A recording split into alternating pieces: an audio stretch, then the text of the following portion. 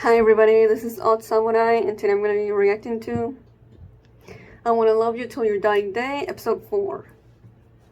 So, I don't get much else to add to the last episode discussion, other than it's just really sad that Mimi is not even allowed to escape war through death.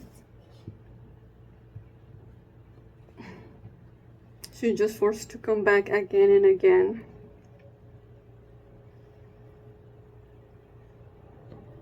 So, yeah.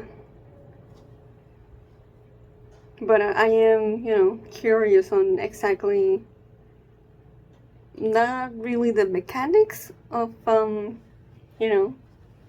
her revealing that she's already dead. But I guess the mechanics could help through, could help the characterization and world building and themes. So, yeah.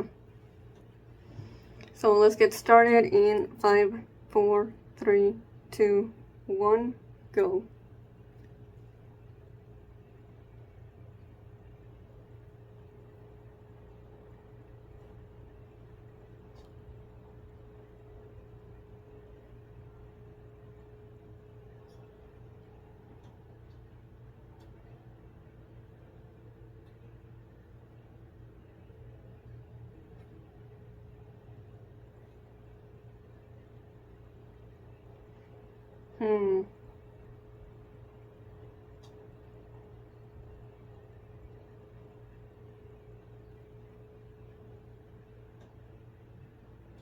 Okay, well, if she doesn't understand it, fair enough.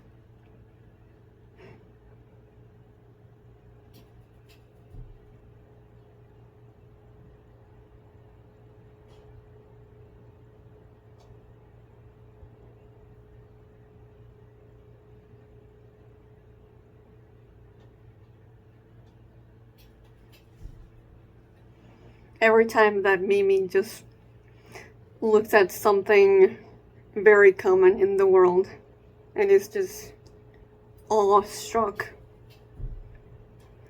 it gets to me a little.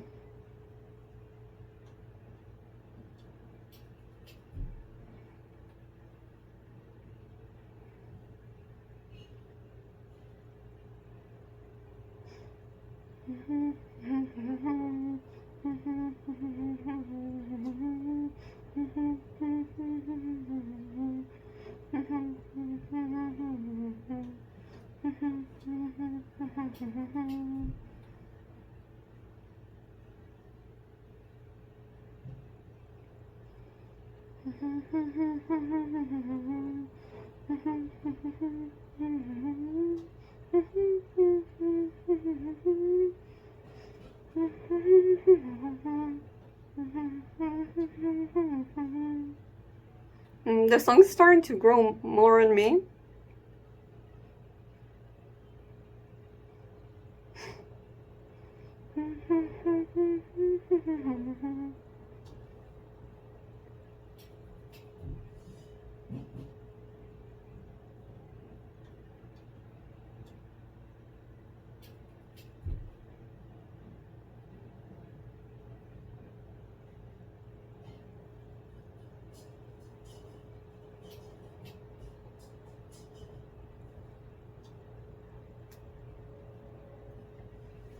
Oh?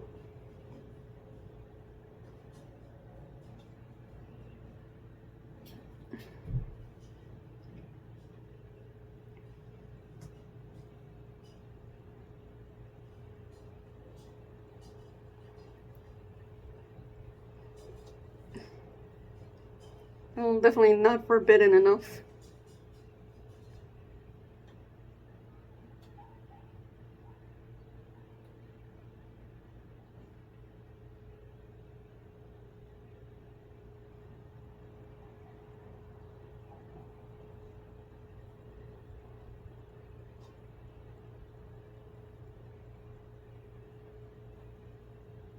Yeah, she gets it.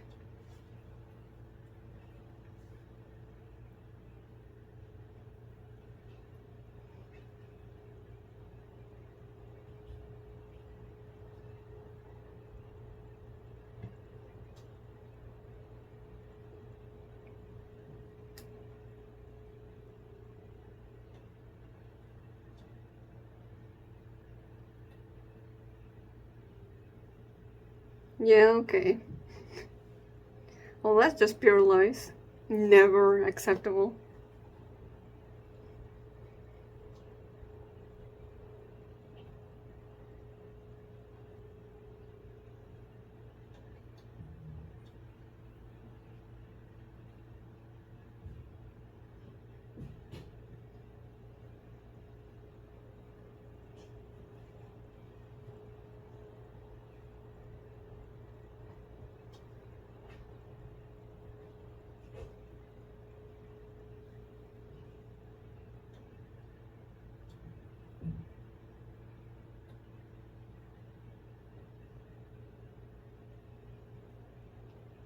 Oh,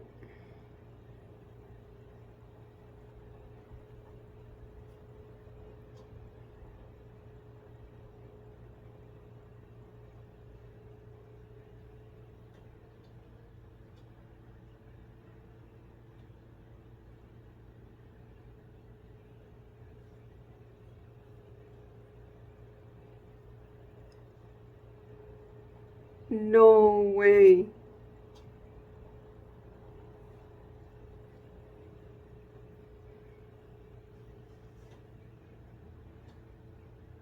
Are they trying to get rid of her because Mimi told her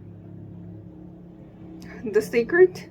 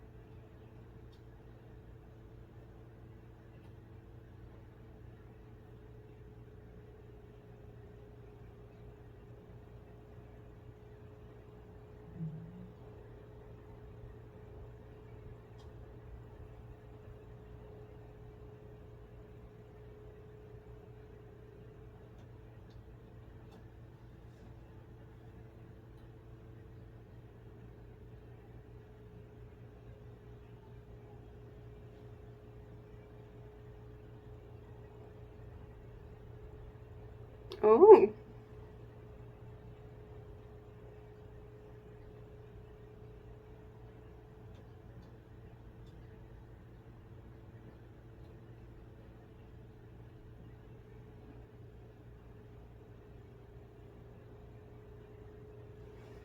Hmm.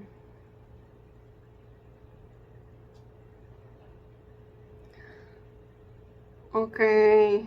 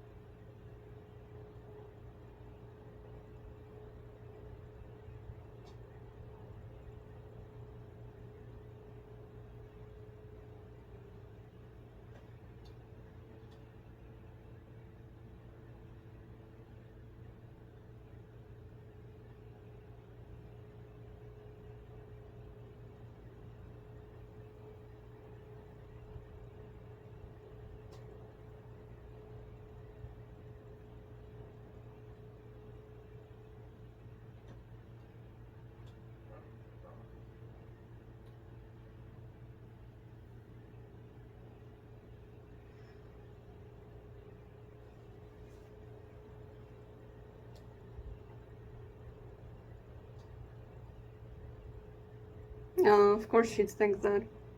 That's what it's been drilled into her.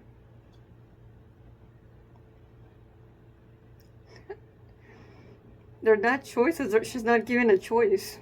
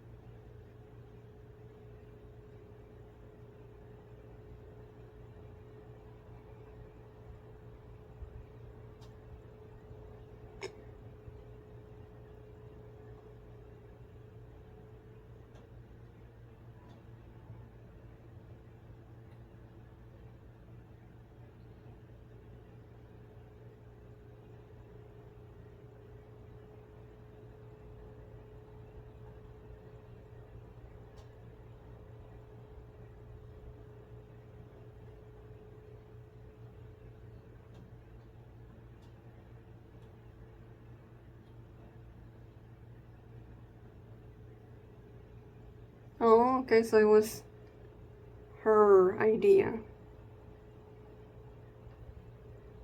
Oh, okay.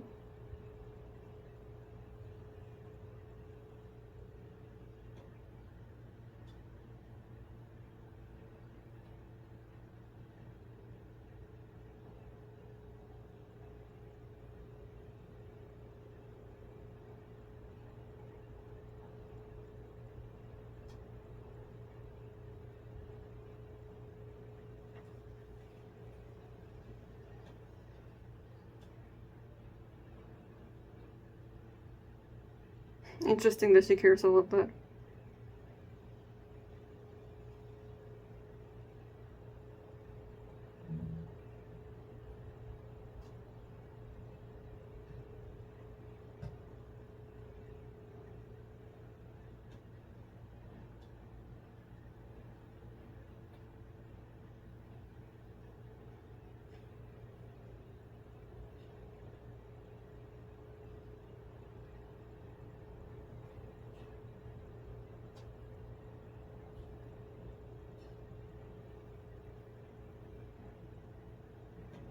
Mm.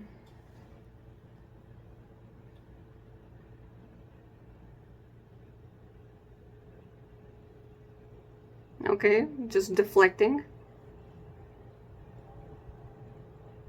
Now I want to know her reasons too.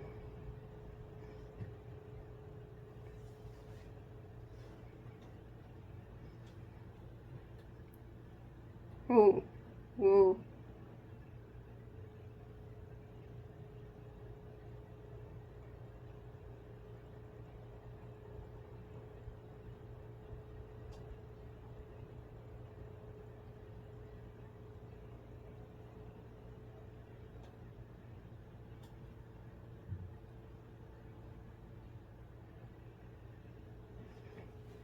So the role that she plays in all this really does affect her. She just puts on a tough front, but still continues participating in it.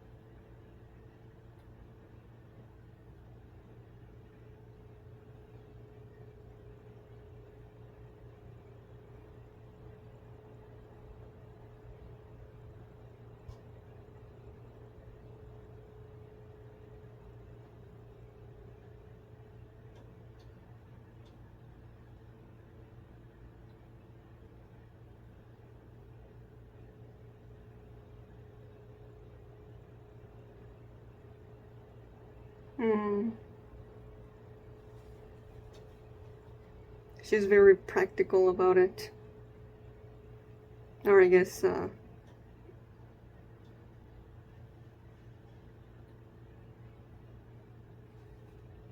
no, that's not the word I was looking for. Pragmatist?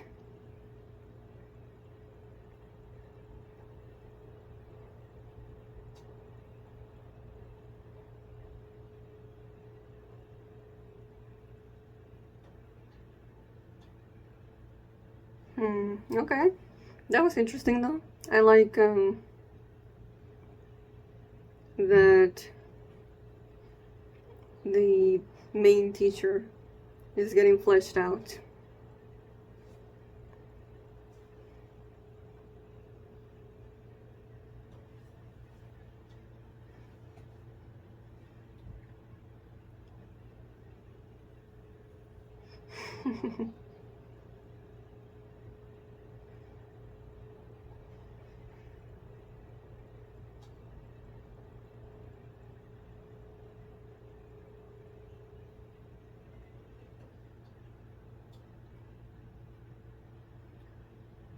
Well, the time you spend with her just like this, I feel like it counts for something.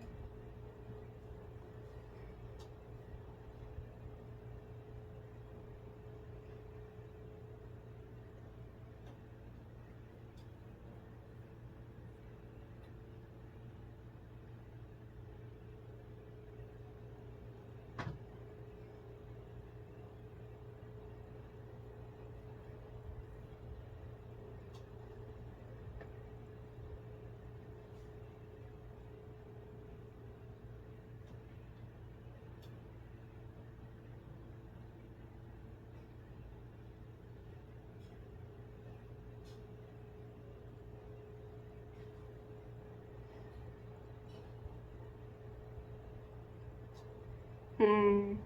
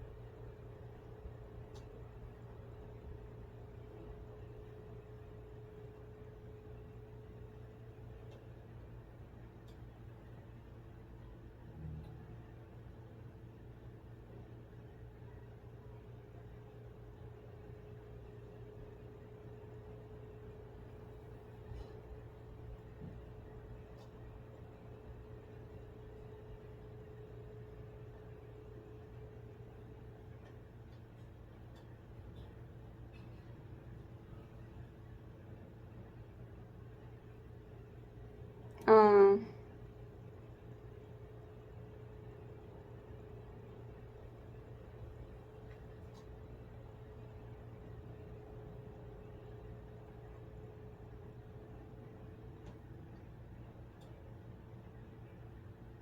oh, the little dolls that look like them.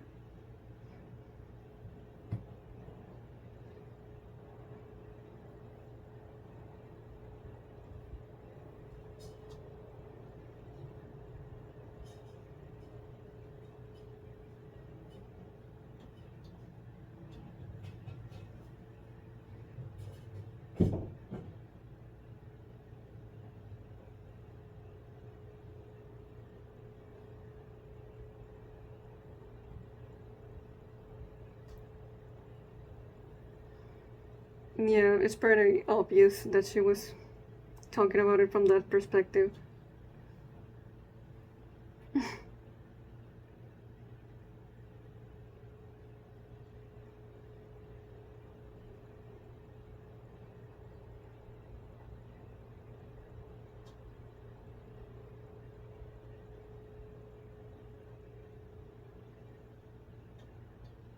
Oh, okay.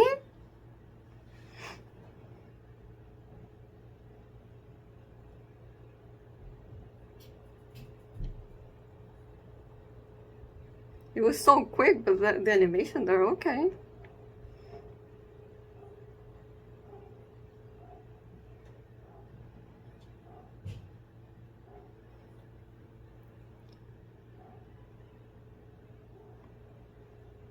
I guess it's to really showcase how Mimi is feeling seeing this.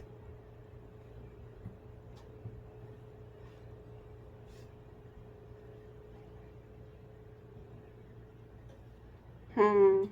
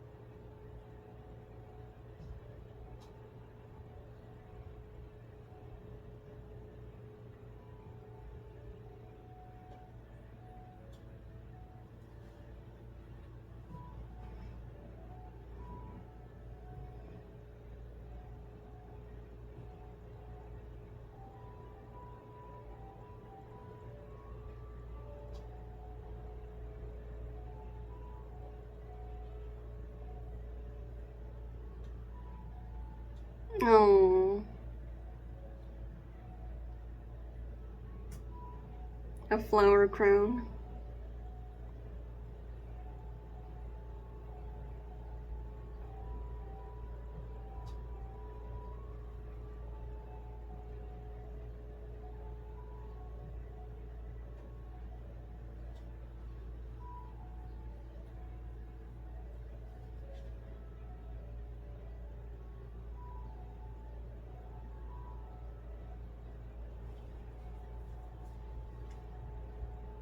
There we go.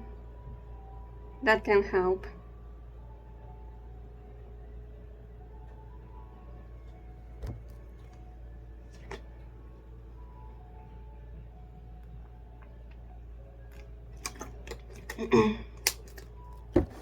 Another really good episode. I still like episode 3 the most so far, but really interesting stuff going on this one too.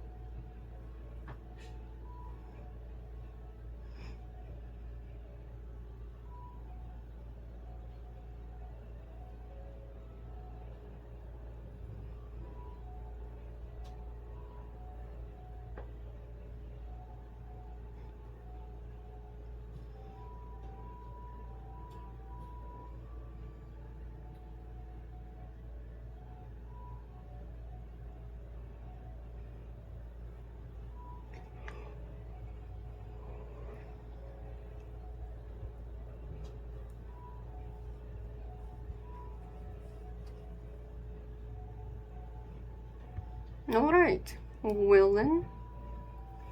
But yeah, I really like that ending scene with Mimi and Sheena just having a really sweet moment surrounded by a field of flowers. And the last we see Sheena think is, I want to be able to bring just a little bit of joy to her life. Even if it's only when we spend time together like this. Which very much feels like, you know, a response to what she was thinking early in the episode of like, You know, what can I do for her? I can't do anything. I can't fight for her.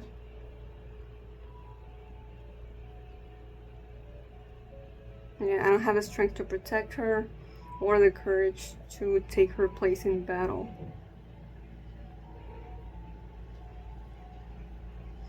But, you know, I still think it counts that she's giving Mimi these wonderful memories that help her, you know, and just give her something to come back to from the battlefield.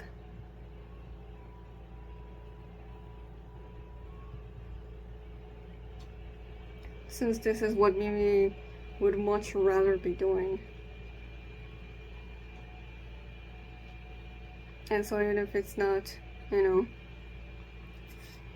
like Sheena says, they're just fleeting moments.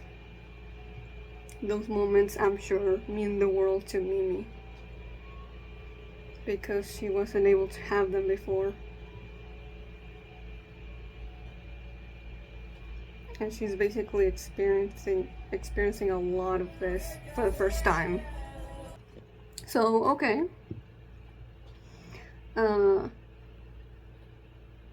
The circumstances in which Mimi became immortal was definitely different than I expected, but still, the result of that happening, it still, you know, it led to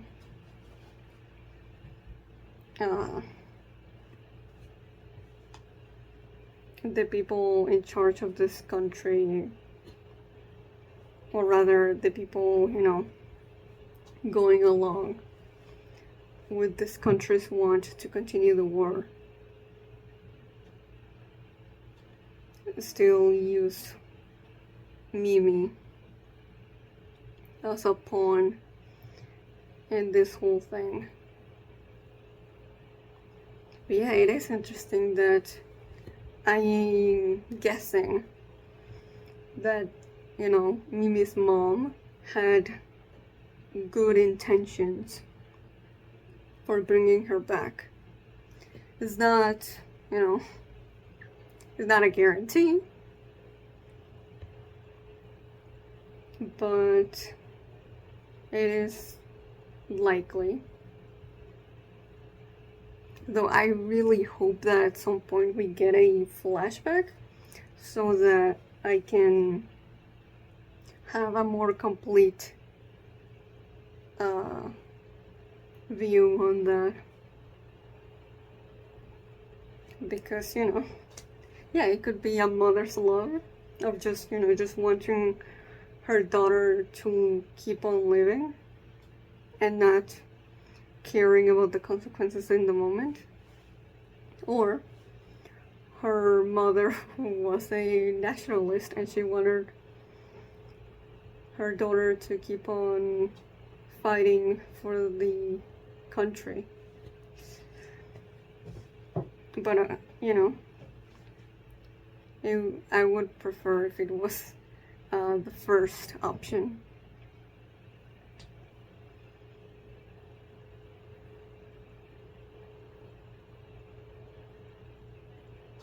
And she's been fighting for us for years now. It's crazy.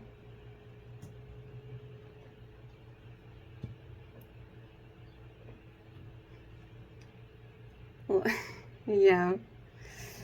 Man. And just like the fact that the kids, like, not even counting Mimi, but just the kids that they are preparing and regularly sent to battle here. Like, yeah, this is a school, but like, pretty sure, I think it was last episode, that we got the exposition that this is actually an orphanage. So this is where a bunch of kids that have nowhere else to go. Just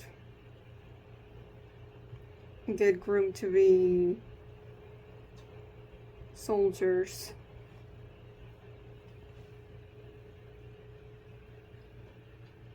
And it's like, damn, just, you know, the government just taking advantage of the vulnerable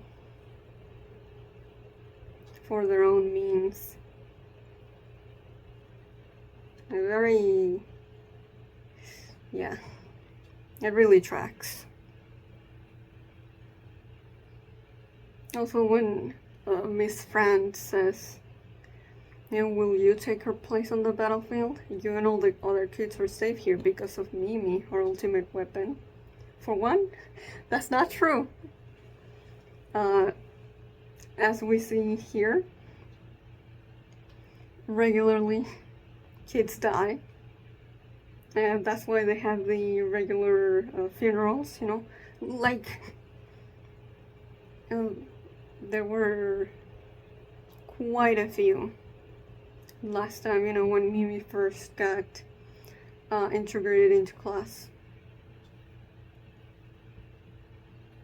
Now she's probably being cynical and being like, oh, but the numbers would be even greater if Mimi wasn't being used as she is.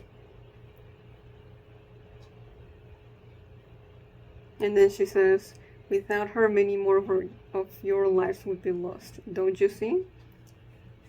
It just feels like, you know,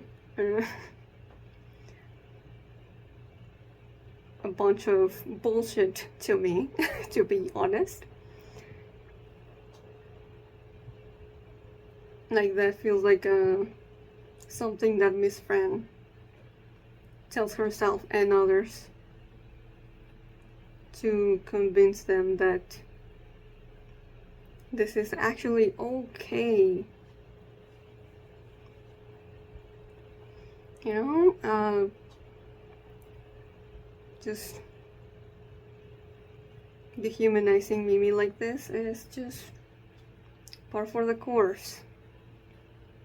You know, war, gotta make some sacrifices to be won. It is what it is. Don't sweat it. Like, that bothered me so much, but I think it's meant to be you know, it make you angry. So they succeeded. Also, that meeting that, you know, all the black robed people they have just, you know, making plans for the next battle. And they're like,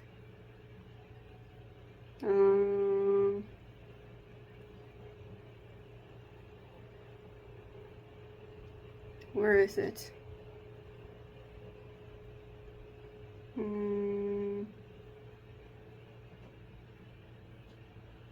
Here. I realize we're short-handed, but these are children we're sending to the front lines. And it's like, is this, you know, one of these people being self-aware and actually feeling guilty about what they're doing? You know, actually growing a conscience?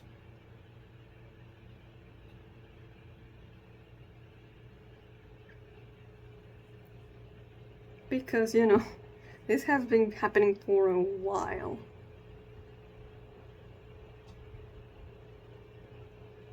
And then the response is, then we'll send Mimi to the 6th base. And then that person that, you know, objected before doesn't say anything anymore in regards to that. So Mimi is not seen as a child like the rest of them. Now obviously the rest of the children are still, you know, child soldiers and all, but you know, there might be a slight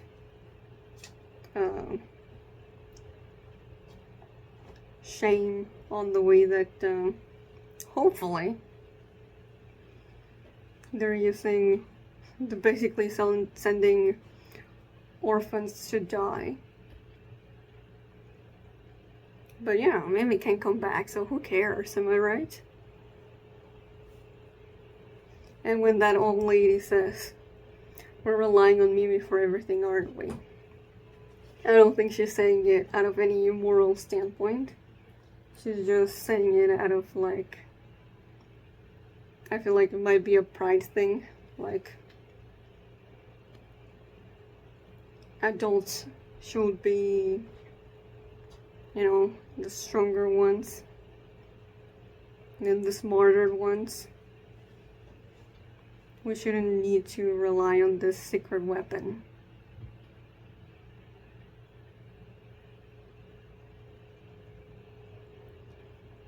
And yeah, and when they were about to, or wanting to, question Miss Fran, saying she's treating Mimi like her own personal property, and it's like, perhaps. Like, I don't think the old lady is trying to, in any ways, say like, oh, you know, she's not an object, you shouldn't do that. It's more so like, why are you treating like Mimi like your property? She's our property, okay? We did not give you permission to do what you want with her.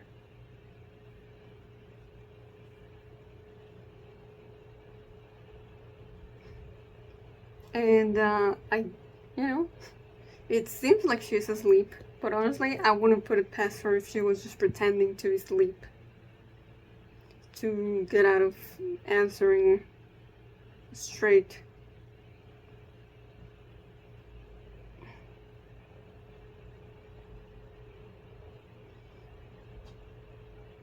Also, I did notice that Miss Fran was smoking earlier in a scene with Sheena. And like, in my mind, it did cross like, really? With a teenager?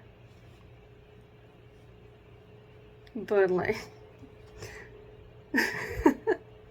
in this whole thing, like, yeah, you know, they're children to die. They're sending children to die. Like, of course she doesn't care. Just, you know, remember how she was interacting with Mimi last time? You know, like, it's your fault. You got almost killed. Heal yourself. So, yeah. But because, sorry, I can't remember her name. But the glasses teacher, she actually says, like, why are you smoking? That's, you know, this is a non-smoking campus. I think it goes to show that, you know, she wants to care.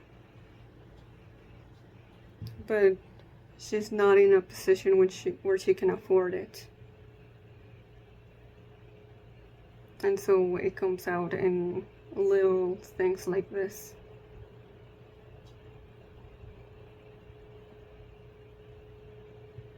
Now, I'm not gonna give glasses teacher too much leeway, but there might be a reason why she stays here. Since it is pretty obvious now that she's as tough as she is with the students because she doesn't want them to die. So she thinks that's the only thing she can do. Just prepare them for the battlefield and hope that they'll survive. And yeah, I do think, you know, there is a emotional toll that's probably made her jaded and, you know, has trouble investing emotionally in the students as individuals, because she's like, just new lambs to the slaughter. Might as well just, do my job and hope that not all of them will be killed. So in that regard, I do like that the teacher is getting some depth, even if she is still,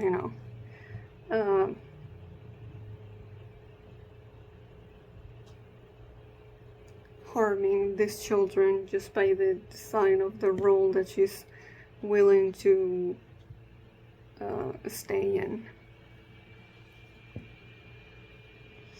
And lastly, I like the scene between Satan and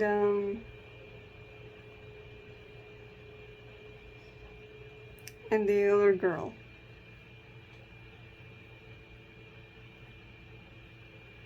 It's pretty clearly, very, very clear that they like each other. So let's hope that it's not foreshadowing that one of them will die and the other will use the resurrection spell. But yeah, I'm gonna leave this here. But if you enjoyed this reaction, please like and subscribe. Till next time, see ya.